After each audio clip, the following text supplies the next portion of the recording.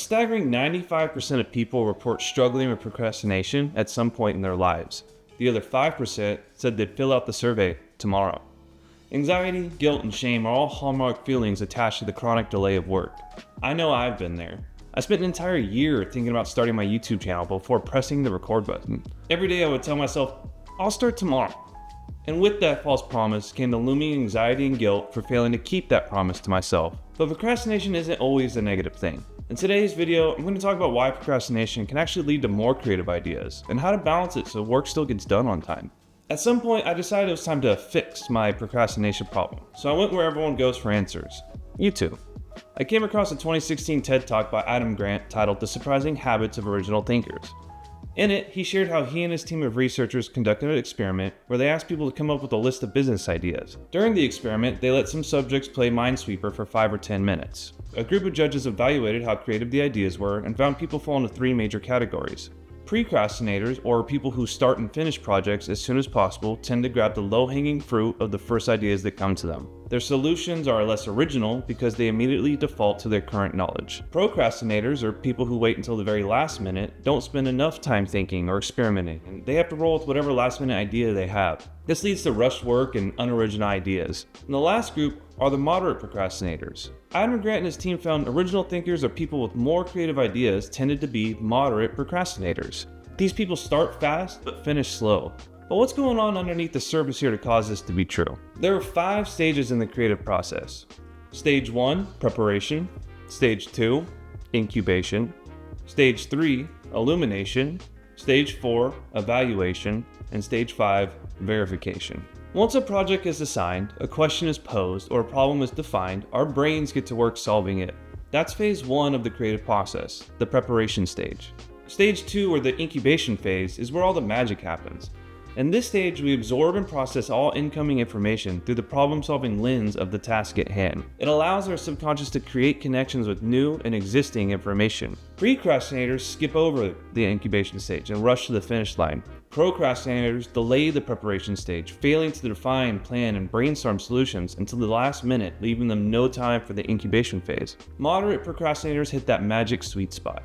They rush into the preparation phase, but then leave themselves room for incubation so they can incorporate new knowledge and let better ideas formulate over time. It may look like they're making little to no progress on a day-to-day basis, but their mental machinery is digesting the problem in the background. Adam Grant was able to further prove this was the case in a 2021 study where he distracted participants with YouTube videos and found moderate procrastinators came out on top again. But there is a trade-off. The procrastinator is more productive by finishing tasks fast and efficiently at the expense of creative ideas. The moderate procrastinator trades efficiency for originality by taking their time with things and allowing space for new connections to be made. There's a balance between optimizing for efficiency and creativity. But the person who waits till the last minute gets neither the benefit of productivity nor creativity. This is the person we want to avoid being at all costs. So I want to be clear. This isn't an excuse to start telling everyone you're not making progress because your creative genius is incubating. But it is okay to stop seeing procrastination as this shameful negative thing that must be eliminated from your life to be successful. Sometimes the best ideas or the missing piece of information that unlocks a new insight takes time to be uncovered. So how can we put all this information together to create a balanced strategy of starting fast and finishing slow? There are 3 major phases of a creative project where procrastination can derail our plans. Each phase of the process has its own unique challenges associated with it, so I'm going to break down some actionable strategies for each one, and I'm going to use my process for writing a weekly newsletter as the example. Phase 1, preparation. There's something called Parkinson's Law that states work will fill the time allotted for it. If you have 2 hours to write a paper, you will finish it in 2 hours. This means that deadlines frame everything we do. Without them, creative projects expand and bloat into monstrous behemoths until they become so overwhelming they never get finished. And I am talking to you, George R.R. Martin. It's been 13 years. So the very first step for every project is to set 2 deadlines: the start date, the due date. You can replace date with time if you're doing something on a smaller scale. Starting is always the hardest part. This is where the classic procrastinator fails time and time again. The initial burden of overcoming a blank page has a large startup cost. That's why step 2 is to make it as easy as possible to get the wheels turning. You start by writing down the MVSP, or minimal viable starting point.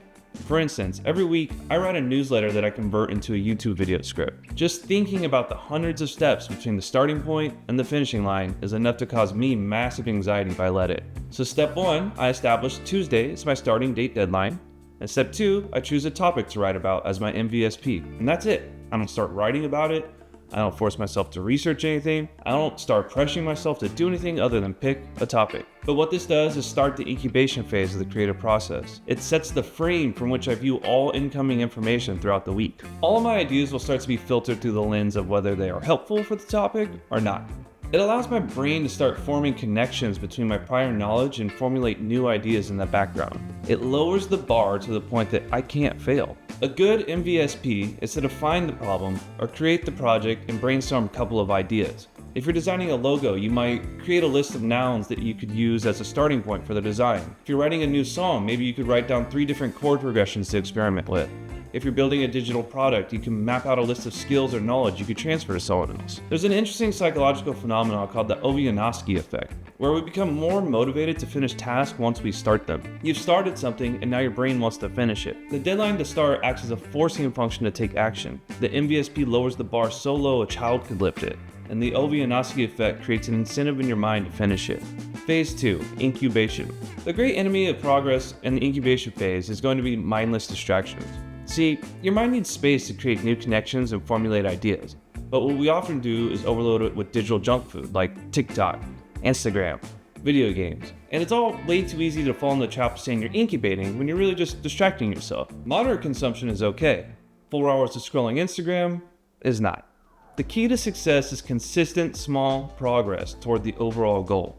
We can't force creative ideas to come to us, but we can show up each day to work and allow room for the ideas to flow. This is where clear goals come into play. Clear goals are checklists. It's the series of tiny steps needed to accomplish the greater task at hand. For instance, after I've decided I'm going to explore procrastination as my topic, I break it down into clear goals. I'll write down my unstructured thoughts on procrastination. I'll look up 2 studies on procrastination. Then I'll brainstorm 5 title thumbnail ideas, and so on. Each time you accomplish one, you check the box off. This gives your brain a little drip of dopamine, making you feel good for making progress. This also ensures you're not wasting time and letting the work build up until the last minute. For my writing process, I have all the clear goals mapped out in a checklist that I run through each week. This allows me to have a clear milestone for each day with a series of low-lift micro tasks in between.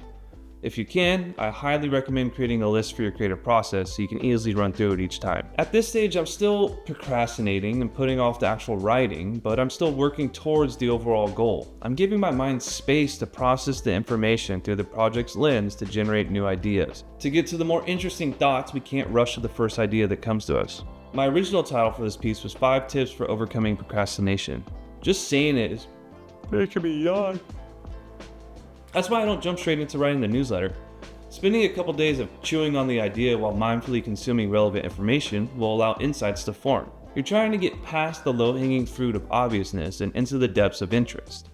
Mindful distractions are a good thing here. Walking, light jogging, doing the dishes, taking a shower, or yoga all help activate insight. When we do light physical activity, it activates the default mode network, and that's the subconscious network that connects ideas.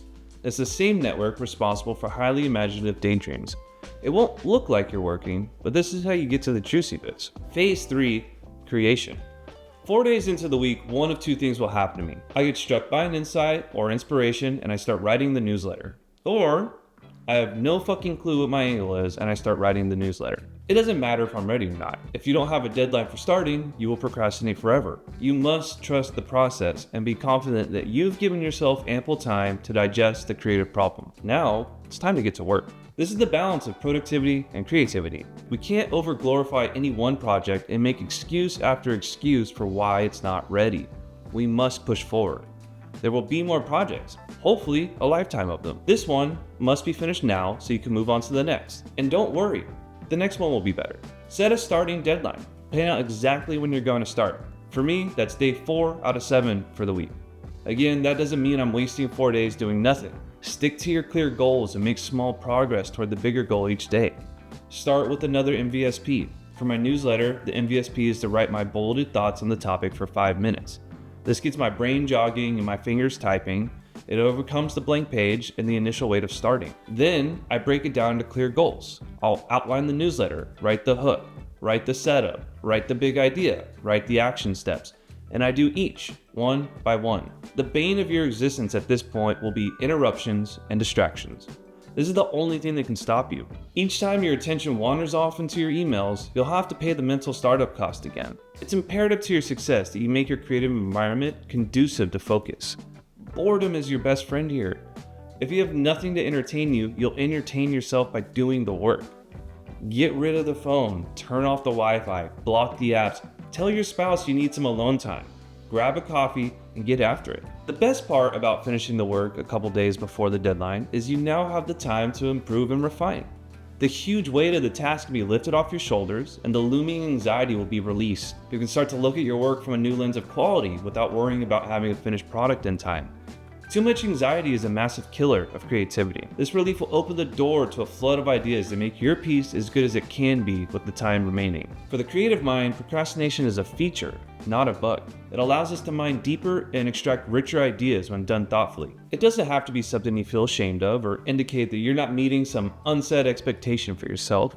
It may be that you just need a little more time to discover the kernel of an idea that will unlock the door you were seeking access to. But to keep things balanced and ensure the work gets done, use the strategies I covered. Set clear deadlines for start and due dates. Create an MVSP. Open the loop and start the incubation phase. Gather and absorb relevant information. Set milestone deadlines and break down tasks into clear goals. Engage in mindful distraction to activate the default mode network. Set a starting deadline for the big push point of the project, eliminate any and all distractions, and spend the remaining time relaxed and focused on refinement.